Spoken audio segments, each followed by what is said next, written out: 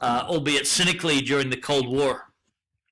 And we should also remember how much the world has changed in the last 70 years since the end of World War II, when from this map we can see the French, the British, and others dominating the world through the old system of empire, which would collapse because of economic and political reasons at the end of the Second World War, and very rapidly through the 1950s and especially the 1960s.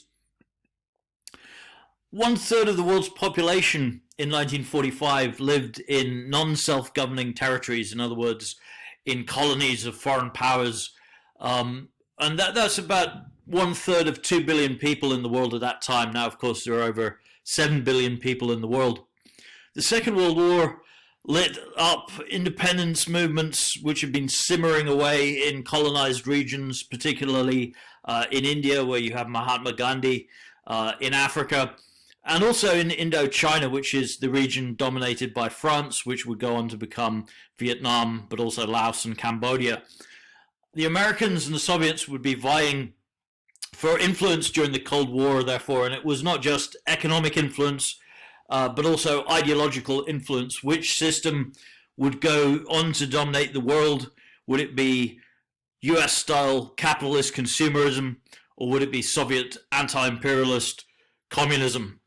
And decolonization, therefore, is not just a process of the end of empire in 1945, but it also becomes increasingly a global shift in the balance of power. And you can see this here with the figure of Fidel Castro. We will recognize Fidel Castro there, viewing the Soviet troops in Red Square in the 1960s.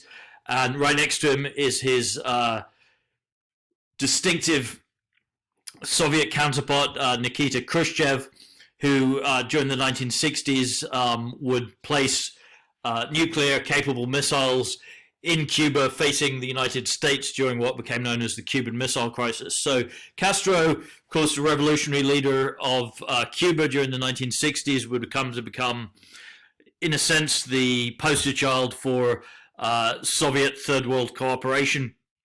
But the Third World, therefore, becomes this interventionist arena.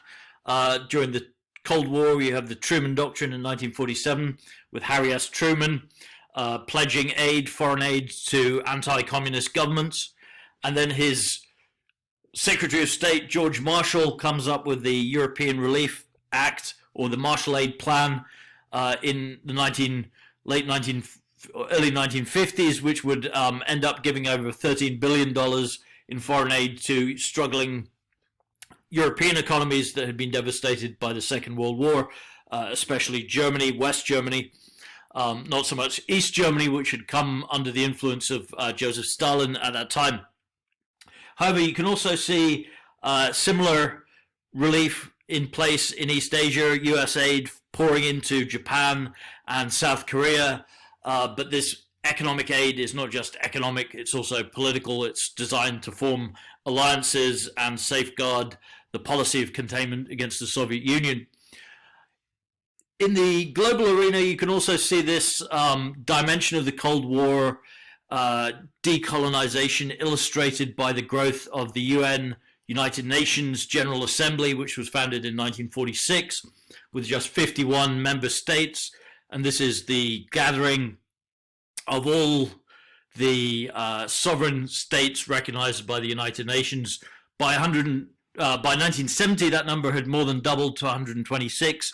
And today in 2020, we're talking about something like 200 sovereign states who are members of the UN General Assembly.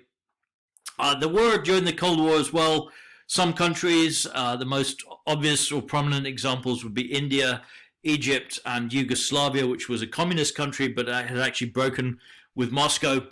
And they had formed something called the Non-Aligned Movement, which was an attempt to steer between the poles of the Cold War, between the Soviet influence and the American influence, and to create an alliance of states who were somewhat independent, but would also, in the case of Egypt and others, play both sides of the equation. So Egypt would be a good example, which was is still a military dictatorship, but during the Cold War was receiving aid not just from the United States, but from the Soviet Union and its leaders were very successful and very skillful in playing one side off against the other.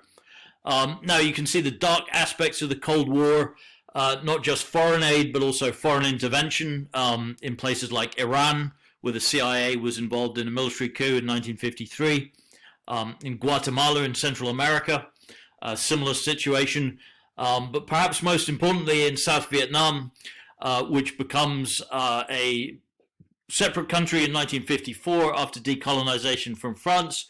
But the CIA will be involved with Vietnam as part of this policy of containment against communism right through until the fall of Saigon to the North Vietnamese in 1975.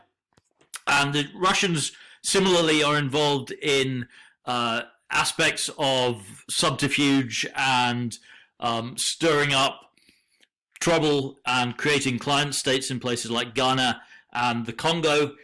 We looked at King Leopold's Ghost. Adam Hochschild actually touches on the Cold War politics of the Congo during the period of Patrice Lumumba.